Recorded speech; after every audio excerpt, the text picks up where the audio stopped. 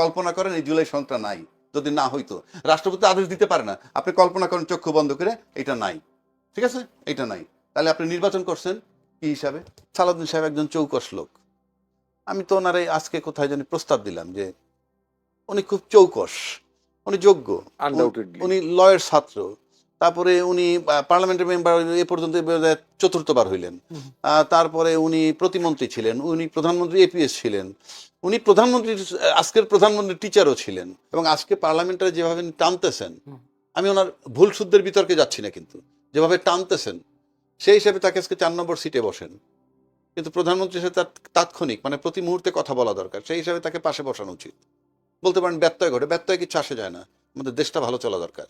আমি একটু যেতে চাই আবু হেনা রাজ্জাকি।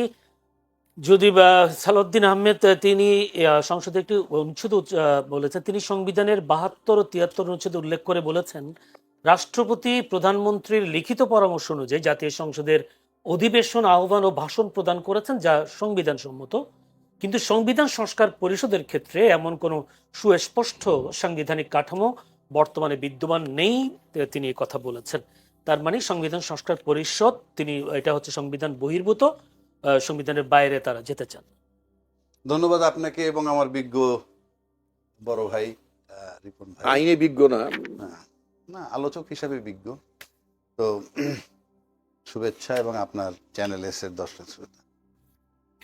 রিপন ভাই অনেকগুলো কথা বলছে, সেগুলা অনেকগুলোর সাথে আমি একমত, এবং এই সবগুলা কথাগুলা শুনলে পরে মনে হয় আমরা কেমন একটা দেশে আছি, বা কারা আমাদের পরিচালনায় আছে, কে রাষ্ট্রপতি, কিরকম রাষ্ট্রপতি, সংসদে যারা গেছে তারা কোন লেভেলের।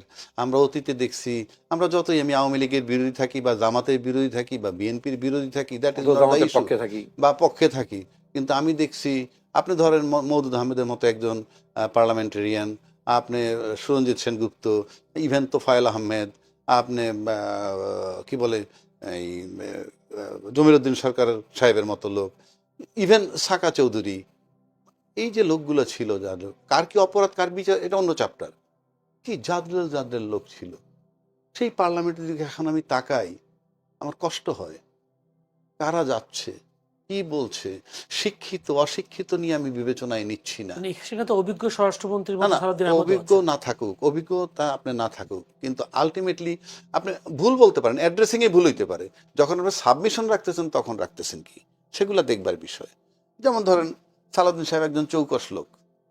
আমি তো ওনারে আজকে কোথায় জানি প্রস্তাব দিলাম যে উনি খুব চৌকস, উনি যোগ্য, আনডাউটেডলি উনি লয়ের ছাত্র, তারপরে উনি পার্লামেন্টের মেম্বার এ পর্যন্ত চতুর্থবার হইলেন, তারপরে উনি প্রতিমন্ত্রী ছিলেন, উনি প্রধানমন্ত্রী এপিএস ছিলেন, উনি প্রধানমন্ত্রীর আজকের প্রধানমন্ত্রীর টিচারও ছিলেন।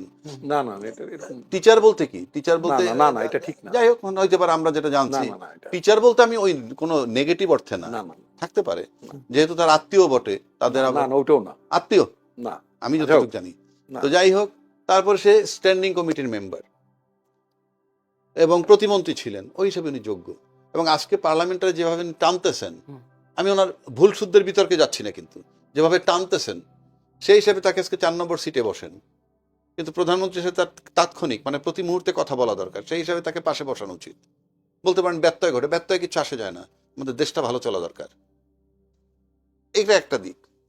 আচ্ছা, আবার যদি বলি যে উনি যেমন বললেন যে অন্তর্বর্তী সরকার মানে এই একটা প্রতারণা করছে, এই আইনটা এই আদেশটা দিয়ে একটা কি বলে প্রতারণার দলিল বলেছেন, প্রতারণার দলিল বললেন। জুলাই সনদ বাস্তবায়ন। হ্যাঁ, আপনি যখন একটা জিনিস মেনে নিবেন, মেনে নেওয়ার পর কিন্তু জনগণ আপনার উপর আস্থা নিছে, সেখান থেকে আপনি সরে আসলে আপনার সম্পর্কে আমার ধারণা কি হবে? আপনি তখন চিন্তা করলেন না কেন? তখন তো বলার সুযোগ ছিল, ছিল না যে তা না, 1 নম্বর। 2 নম্বর আসেন, সংস্কার এবং রিফর্ম দুইটা যদি একই জিনিস হয়, তাহলে সংস্কার করতে দোষ কি, সংশোধনে যাব কেন? আসলে যেমন রিপন ভাই বলছে দুইটার ভিতরে তেমন কোনো পার্থক্য নাই। অফকোর্স পার্থক্য আছে, কারণ এখানে উচ্চ কক্ষ হবে, নিম্ন কক্ষ হবে, এখানে আপনার আমি বলছি সেটা তো সংশোধনের মধ্য দিয়ে হবে, সংশোধনের মধ্যে দিয়ে, সংস্কারের মধ্য দিয়ে হবে। সংস্কার হইল পরিবর্তন, অনেক কিছু পরিবর্তন হয়, আমূল পরিবর্তনের দিকে যায়, নতুন একটা ধারা তৈরি হবে। যেমন আপনি উচ্চ কক্ষ নিম্ন কক্ষ, সেখানে পিয়ার পদ্ধতির উচ্চ কক্ষ নাকি আসন ভিত্তিক, এগুলো একটা বিশাল সংস্কার। এখন সংসদ কিন্তু শুধু সংস্কার করে না, সংসদ কিন্তু নতুন আইনও করে। আইন সুতরাং নতুন আইন হবে এবং যেখানে দরকার নতুন আইন তো একদিনে, নতুন আইন হলো আপনি সংবিধানের ভিতরে চলবেন, তার সাথে প্রয়োজনীয় আইন বানাবেন অন্য আইন, সেই আইনটা আরেক জিনিস। কিন্তু আমার বক্তব্যটা হচ্ছে যে আপনি যদি এখন সংবিধানটাকে সংশোধন করতে চান, সংশোধন করে কোনটা? যেমন ধরেন ওইটা শাস্তি আছে 5 বছর, এটা শাস্তি করলেন 7 বছর, 5 বছরে 2 বছর বাড়াইলেন, এইটা সংশোধন। কিন্তু ওই ইয়েটাই থাকবে না, ওইখানে অন্য একটা জিনিস বসবে, এক কক্ষ, দ্বিকক্ষ, উচ্চকক্ষ, নিম্নকক্ষ বানাবেন, এটা জন্য দরকার সংস্কার। এখন আসেন যে আমি আবার একটু মাঝখানে প্রশ্ন করব। জি, এই যে আপনার 13th অ্যামেন্ডমেন্টটা হলো, আমাদের দেশে কি তত্ত্বাবধায়ক ব্যবস্থা ছিল? সেটাই বলতেছি, ছিল না, কিন্তু বলতেছি। তত্ত্বাবধায়ক ব্যবস্থা যখন সংবিধানে ইনকর্পোরেট হলো, Right. তখন কি সেটা কি হলো? বলতেছি। তখন কি সংস্কার হলো? না না, সেটা বলতেছি। তখন কি তখনকার পার্লামেন্ট কি সংস্কারের এজেন্ডা ছিল? এই যে এইখানেই কথাটা, জনগণের অভিপ্রায়, অর্থাৎ ওই যে তত্ত্বাবধায়ক সরকারটা হইছে জনগণের ইচ্ছার অভিপ্রায়, ওইরকম ভাবেই হবে এখন। সেই ইচ্ছার অভিপ্রায় হইছে বইলে সংবিধানের বাইরে বসে এই 3 দল মেনে নিছে, মেনে নেওয়ার পর 3 দলীয় রূপরেখা হইছে একটা। আর এটাকে আপনি সেই হিসাবে জনগণের অভিপ্রায়, সেই অভিপ্রায়ের ভিত্তিটা বাস্তবায়িত হইল, প্রতিফলিত হলো গণভোট দিয়ে জনগণের অভিপ্রায়টাকে। এখন আপনি বলতেছেন যে জুলাই সনদ বাস্তবায়ন যে আইনটা, এই আদেশটা, এইটা বৈধ নয়, এটা রাষ্ট্রপতি দিতে পারেন না। রিপন ভাই আরেকটা কথা বলছেন, এটা আমিও জানি, যে ওই আদেশে স্বাক্ষর করার পর প্রশ্ন করছিলেন স্বরাষ্ট্রমন্ত্রী যে আপনি এই আদেশে স্বাক্ষর করতে পারেন কিনা। উনি বলেন আমি পারি না, কিন্তু পারাচ্ছে, কথাটা ছিল এরকম, পারাচ্ছে। এখন আমার প্রশ্ন, আপনাকে দিয়ে পারাচ্ছে মানে হলো আপনি স্বেচ্ছায় করেন নাই, তাহলে বাই ফোর্স করেছেন। কে আপনাকে বাধ্য করলো, কে আপনাকে ফোর্স করলো?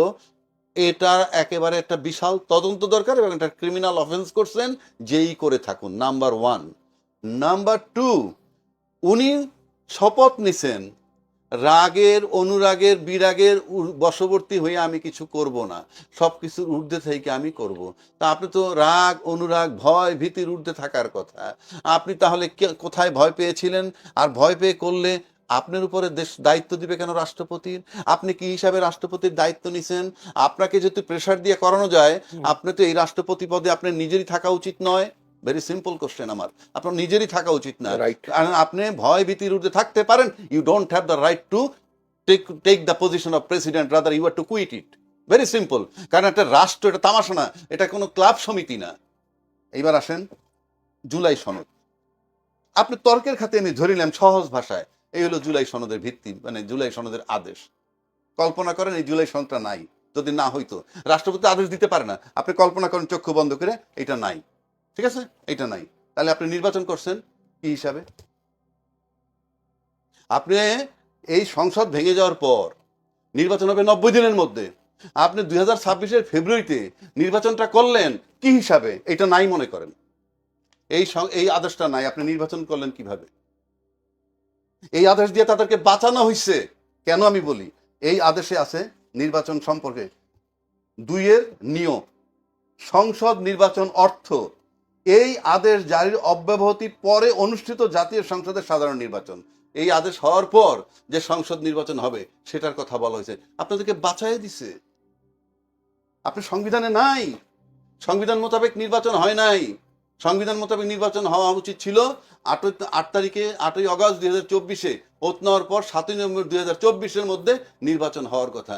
নির্বাচন হয়েছে 2026-এর 12 ফেব্রুয়ারি। চ্যালেঞ্জ করলাম, দেখান আমার এই সংবিধানে কোথায় পারমিট করে। আপনাদেরকে যদি বাঁচতে হয়, বৈধতা নিতে হয়, তাহলে এই জুলাই সনদের যে আইনটা, আদেশটা, এটাকে আপনাদের মেনে নিতে হবে। সেক্ষেত্রে সংসদ যে সার্বভৌম একটা কথা বলে, ইয়েস, সংসদ তো অবশ্যই সার্বভৌম।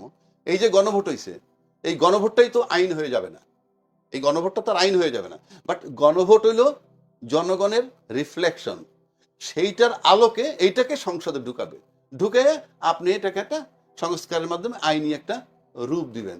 যেমন এই সংবিধানের 7 ধারায় বলা হয়েছে জনগণ ক্ষমতার মালিক, কি বলে নাই? এটা আমি বানাই বলতেছি না তো। তা জনগণ যদি মালিক হয়, এখানে লেখা আছে সংবিধানের সাথে প্রজাতন্ত্রের সকল ক্ষমতার মালিক জনগণ, তো জনগণ সিদ্ধান্ত নিছে গণভোটের মাধ্যমে, আমি মালিক, আপনারা এক্সিকিউটিভ। মালিকের যে মনোবাসনা, মালিক যেটা চাইছে, মালিকরা সে মেজরিটি, সেটা আপনাদেরকে অ্যালাউ করতে হবে।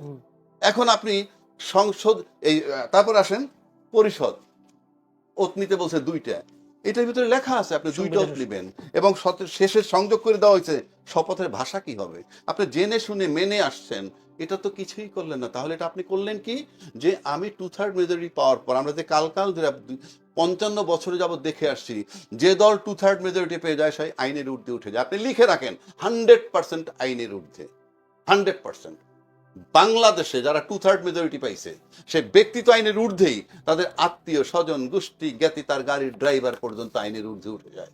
তো সেখানে আপনি কি আশা করবেন? বিএনপি কি সে পথে হাঁটবে? বিএনপি হাঁটবে কি হাঁটবে না তা জানি না। এইবার আসেন, যদি আমরা যদি এই জুলাই সনদ বাস্তবায়ন করি, কি হবে? এই জুলাই সনদ কালকে বাস্তবায়ন করলে কি মুক্তিযুদ্ধের চেতনা চলে যাবে? আমি নিশ্চিত করে বলছি না। যদি এই জুলাই সনদ আইনি বাস্তবায়ন করা হয়, তাহলে কি রাজাকার জামাত কালকে ক্ষমতা আসবে? কিভাবে আসবে? নির্বাচন করে তো আসতে হবে। যদি এটা বাস্তবায়ন করা হয়, তাহলে কি কোনো ব্যক্তির ক্ষতি হবে, রাষ্ট্রের ক্ষতি হবে, জনগণের ক্ষতি হবে? নো, বরং গণতান্ত্রিক প্রক্রিয়া মজবুত হবে, গণতন্ত্র মজবুত হবে। যারা ক্ষমতায় থাকবেন তারা 2/3 মেজরিটি পাওয়ার পরেও আনসারেবল থাকবেন। এমন ভাবে এটাকে করা হইতেছে যারা আনসারেবল থাকবেন, ওইটার ঊর্ধ্বে তারা থাকতে চান, আনসারেবল থাকতে চান না। আনসারেবল যেহেতু থাকতে চান না, কৈফিয়তের মধ্যে থাকতে চান না, তার মানে হচ্ছে এই যে আলটিমেটলি এইটা সংশোধন না করার মানেই হচ্ছে, বাস্তবায়ন করার না মানেই হচ্ছে যে আমরা সেই পতিত সরকার যেদিকে হাঁটছে সেদিকেই হাঁটতেছে। এটা অনেকগুলো কারণ হতে পারে, এমন হতে পারে যে শুধু ইগোর কারণে হাঁটতেছে, সেটাও হতে পারে, আমি জানি না ঠিক। বাট এইটা রাষ্ট্রের ক্ষতি হবে, রাষ্ট্রের পররাষ্ট্রনীতিতে ক্ষতি হবে না, কোনো কিছুতে ক্ষতি হবে না, জনগণের ক্ষতি হবে না। ক্ষতি হবে শুধু আপনার কুক্ষিগত পাওয়ারটাকে কুক্ষিগত করতে পারবেন না। সেই জায়গায় আপনি রাষ্ট্রতে এইভাবে চিন্তা করতে পারেন না। জি, ধন্যবাদ।